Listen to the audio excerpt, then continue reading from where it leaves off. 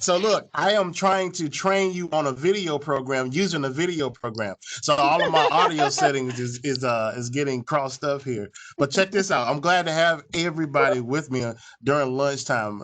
So look, I don't mind if I see crumbs or chicken juice dropping. I know this is around lunchtime and drink and everything else. So have your way, whatever you want to do. So look, today we want to talk about on this Text Tuesday. I'm kind of excited because I see things happening on UNCP campus during this virtual time when we're supposed to be not as resourceful as we are, according to what the world may think, but we are breaking barriers. We're doing some really cool thing, and technology is leading the way. And so I'm kind of excited to share with you today. We're going to talk about Zoom.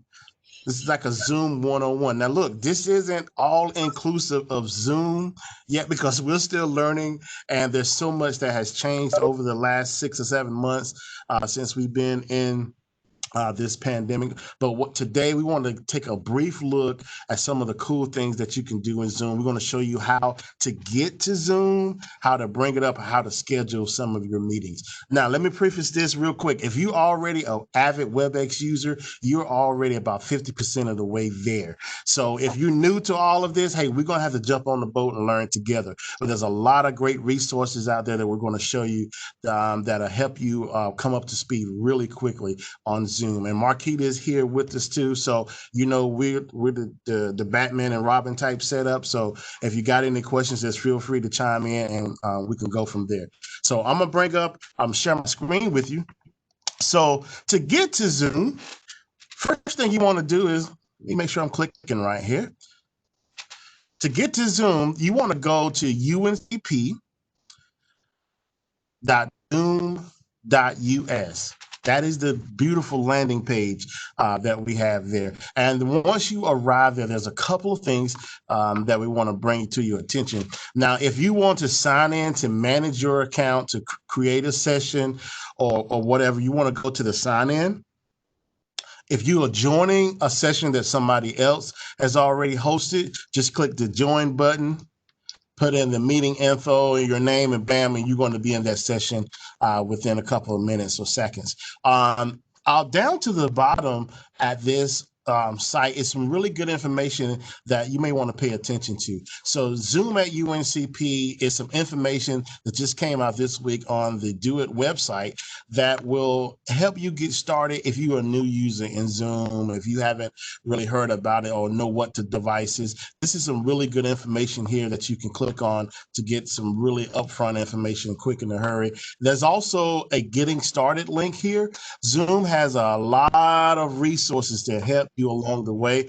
This is some articles. Some of these are videos that you can click on, and actually a good search engine that if you have a specific question that you want to know about a specific topic, you can put it in here.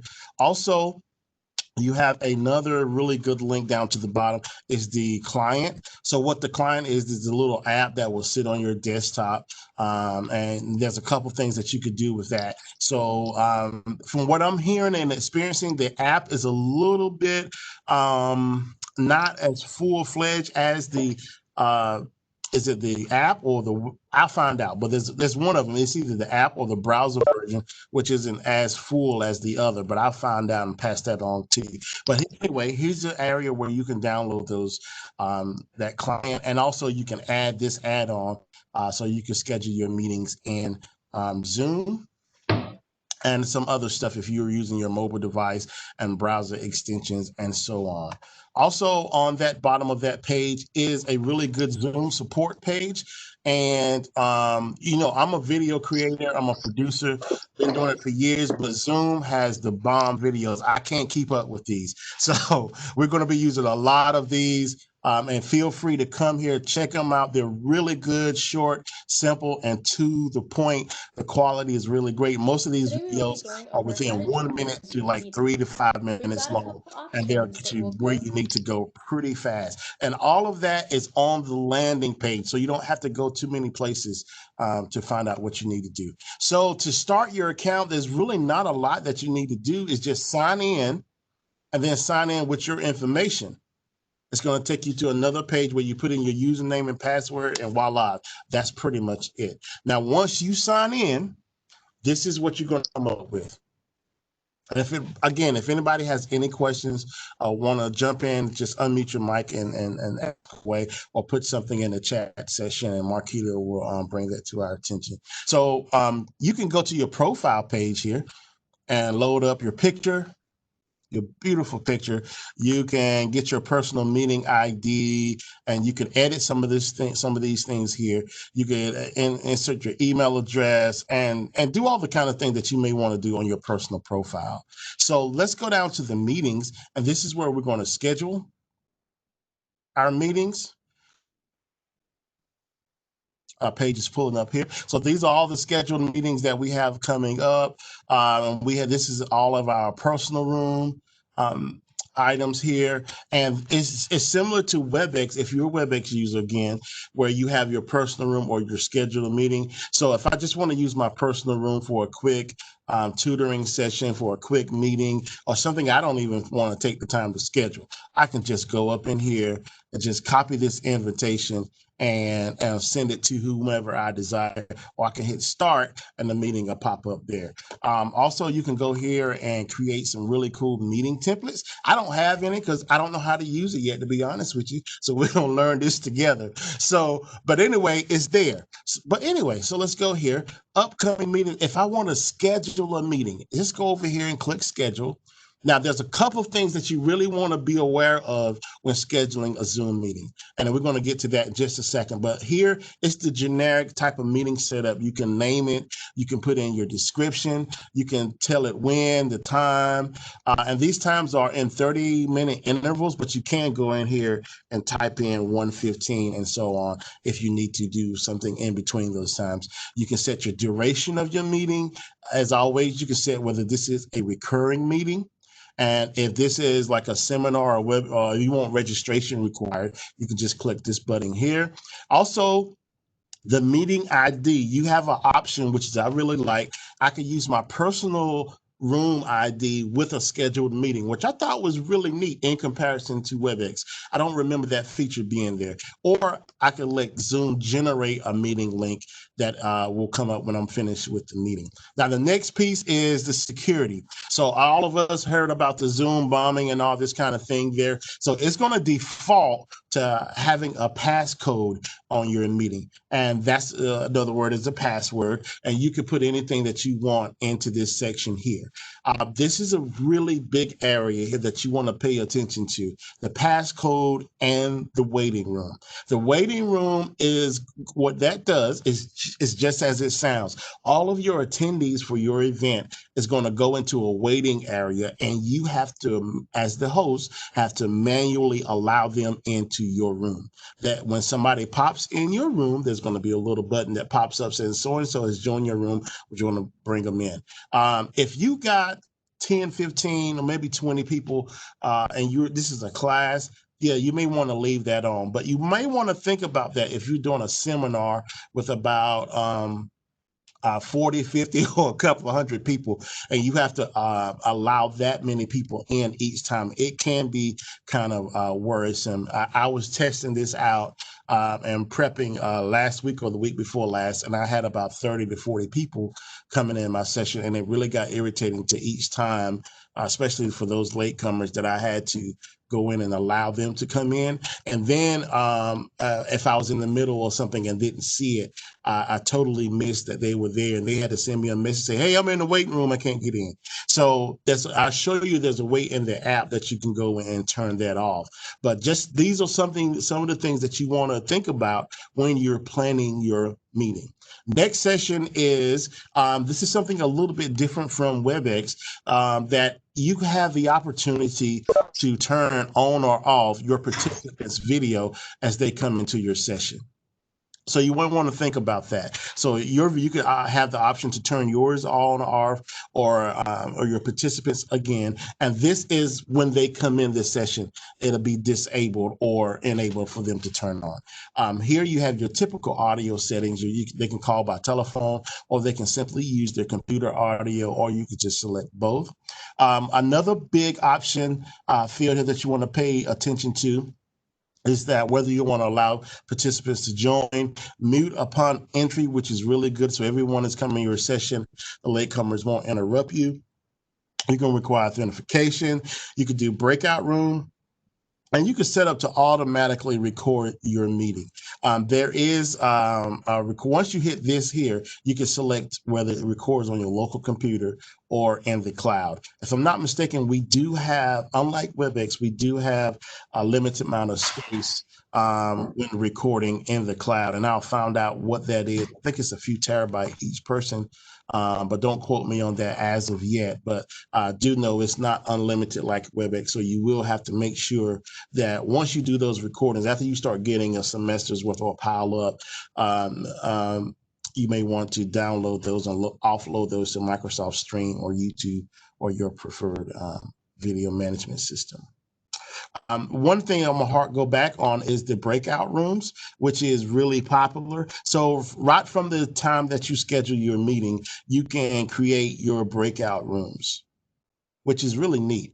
And it's pretty self-explanatory.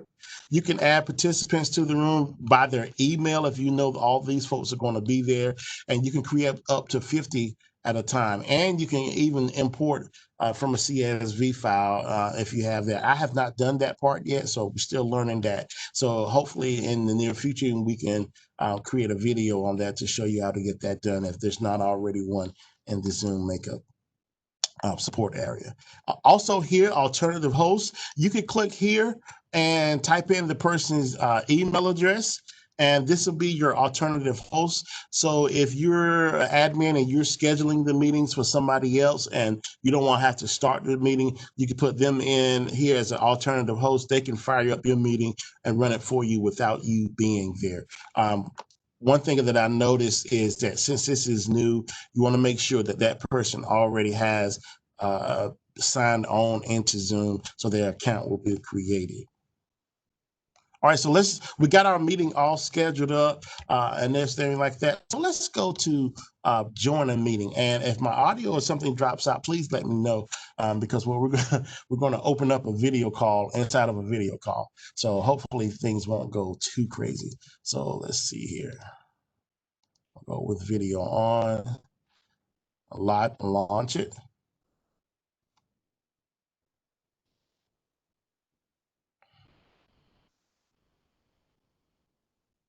As in WebEx, we do get the preview window that's generating now, popping up here and asking you, hey, do you want to join with the computer audio? And you can test your microphone and your speakers. And you also have an option here to let it be default, automatically joined by computer when joining. If you have a microphone and a webcam on your computer, this can be your default. Or if you're dealing with someone who don't have a computer and just need to come in over telephone, they have this option there as well. So we're just going to go back and join with computer audio. I want to make sure that this stuff doesn't interfere with what we have going on in WebEx here. Okay, so this is our Zoom interface. And if we start from left to right, we're going to go down to the bottom. Now, if I turn my camera on here, and our video would be in the center area here in a grid view, kind of like what we would have on WebEx now if I wasn't sharing my screen. But we could go here and mute our microphone, or if we're having issues with our microphones, we could change our settings here. Usually we can start our video here as I showed you a while ago. We can add the virtual background, the filters, and all of that cool stuff if you desire. So you have your security settings here, which allows you to allow your participants to share the screen, to chat, or whatever you desire. And right here as well is see where it says enable waiting room. If I take that off, the waiting room will be disabled, so everyone will be able to come in the session without me doing anything for them. And one thing, if you do that, you can lock your meeting once all of your participants in, or if you don't want any latecomers, you can lock your meeting here. You can go to your participants window here, and you can do all of these things. You can invite, even think you have another pop-up window here that you can simply copy the invitation link or copy the invitation to send out to your folks.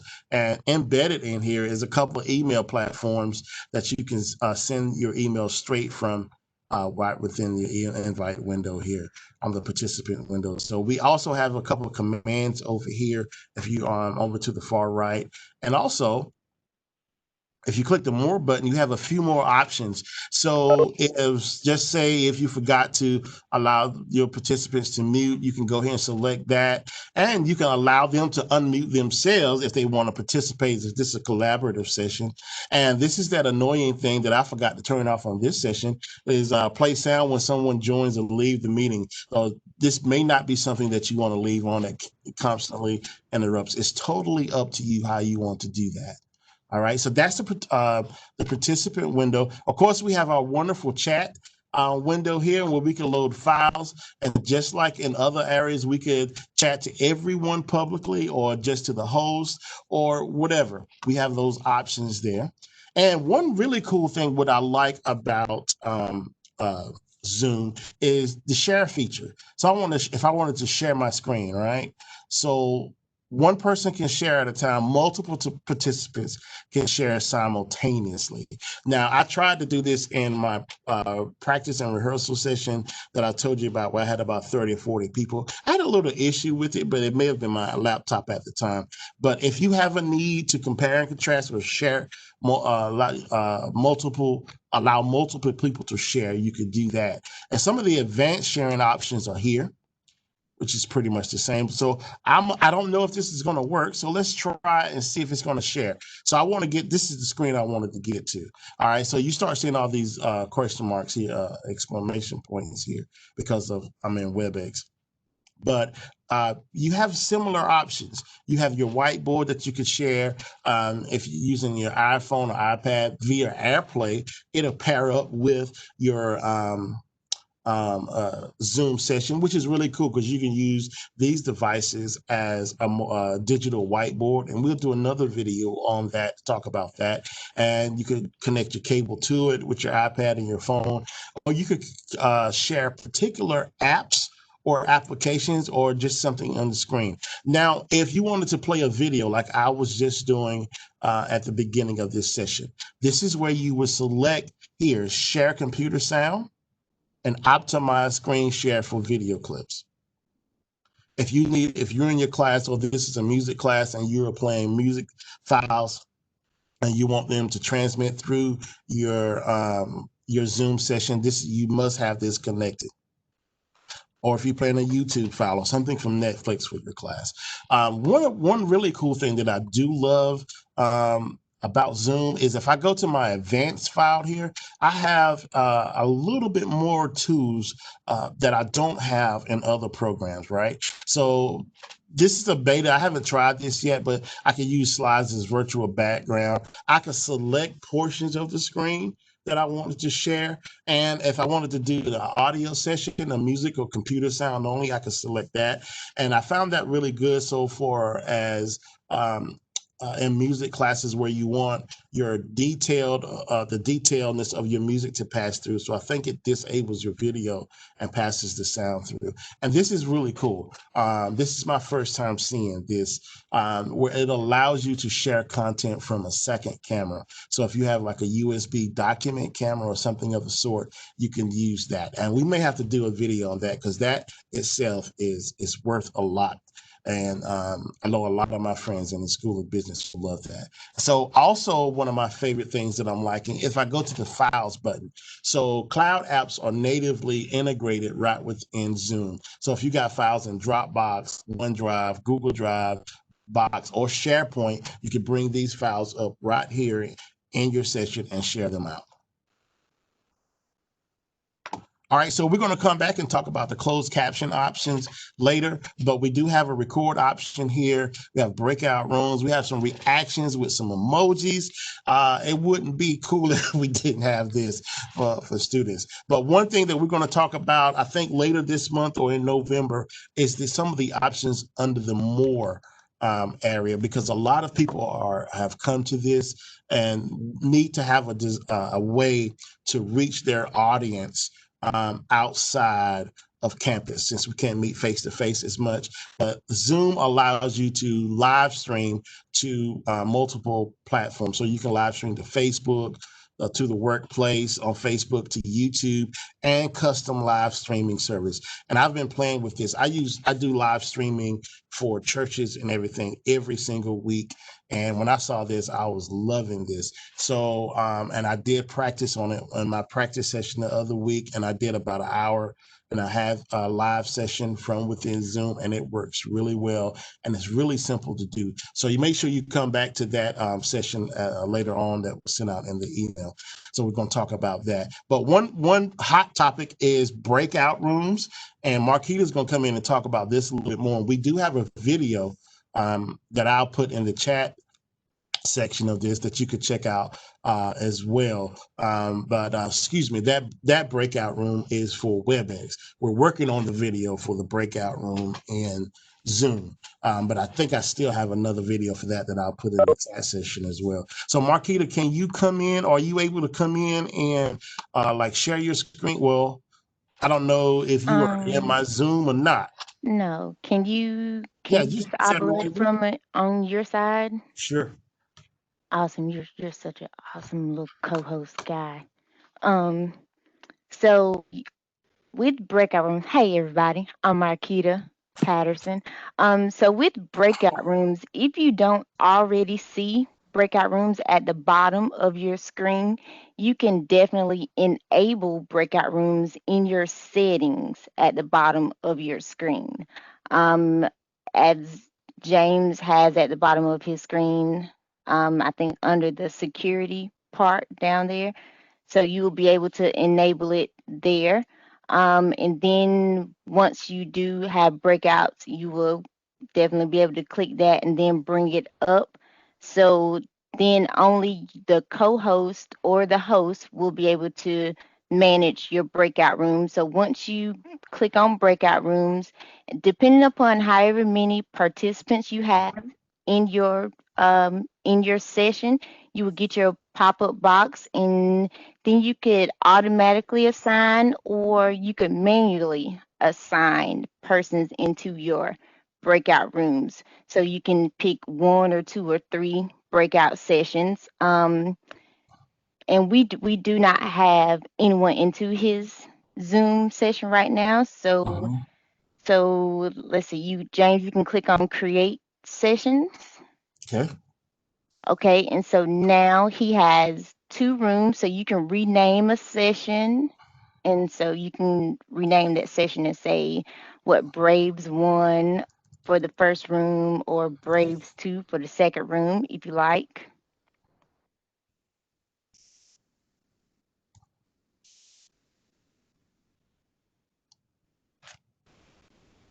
And Okay. and then at the bottom of your screen, once you have renamed your session as such, um, you can um, you can. I know it's a little hard to see in it. Yeah, I'm sorry. Yeah, I'm so sorry. this screen popped up, so you can allow the participants to choose Yeah, their room, or they can return to the main session at any time. And right. You can it's a little box on here that says you can auto close the breakout rooms after 30 minutes. So mhm, you can give your students or your participants, let's just say you're giving them 5 minutes or 10 minutes to go in there to discuss whatever it is you're having them to discuss, and then you let's just say at the 1 minute mark or at the 2 minute mark, you want to give them a countdown. So you have a little countdown block there. You mhm, can give them a countdown. And then take it away. And you can you have a little checkbox there that will notify then whenever that countdown is ready to go. mhm. And Okay. then you have your button there that says open all rooms. So once you're ready for your participants to go into the room, you can click that, and then that will send your participants into the rooms. Mhm. And I also like to put a countdown up here on the top for you. as well. Mm-hmm. Now, you as the moderator or the host, you could travel between any room that you want, Right. right? And then, like Right. you said, if you And want to then broadcast that message, broadcast the message between any room, mhm, just hit the broadcast button and it's send and directions then to them. also as a host or as a co-host, you can pop into either room that you like, that you will want to go into. Cool. And we're going to be doing a live virtual training on this coming up soon too. So be sure to stay tuned to the announcements that's coming up on that, because we're going to do some live sessions and some video sessions on So we're going to need that. everyone to come into those sessions so we Yes. can definitely have some participants in these breakout rooms. Yep. Yep. Yep. All right, that's just about it for a good overall introduction into Zoom. Does anybody have any kind of questions, any kind of concerns, or anything of the sort? Yes, I had a question about Zoom in Canvas. Are we going to integrate it in there? Yes, I'm glad you mentioned that, because that was one thing that I have to mention. That LTI, the integration piece of that, is not completed yet.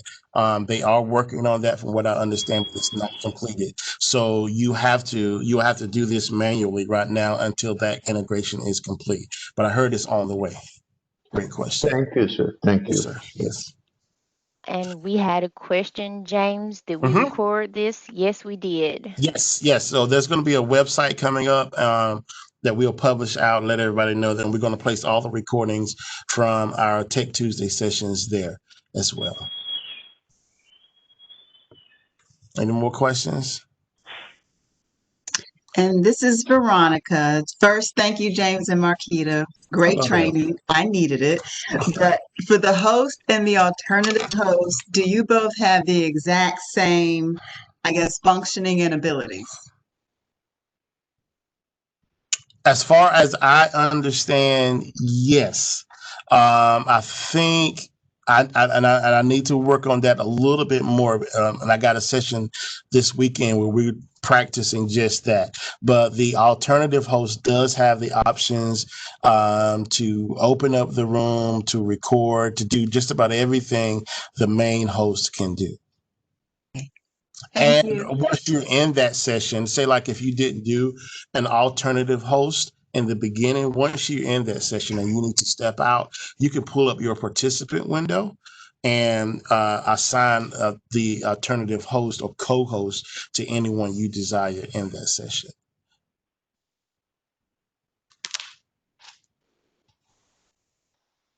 All right, any further questions? All right. Well, if not, we're about 1 minute away from 1 o'clock, so I am on time. Thanks again for joining us, and thanks, Natural, and thanks again for joining us. And we hope to talk to you again next week, where we're going to talk about Microsoft Sway. Dr. Richard Gay is going to be here to show you some of the really outstanding things that you could do in Microsoft Sway. So if you can get back, check it out, and I think you're going to love it. Thanks again, and I hope you have a wonderful day and a wonderful rest of your week. Thanks Thank again, everybody.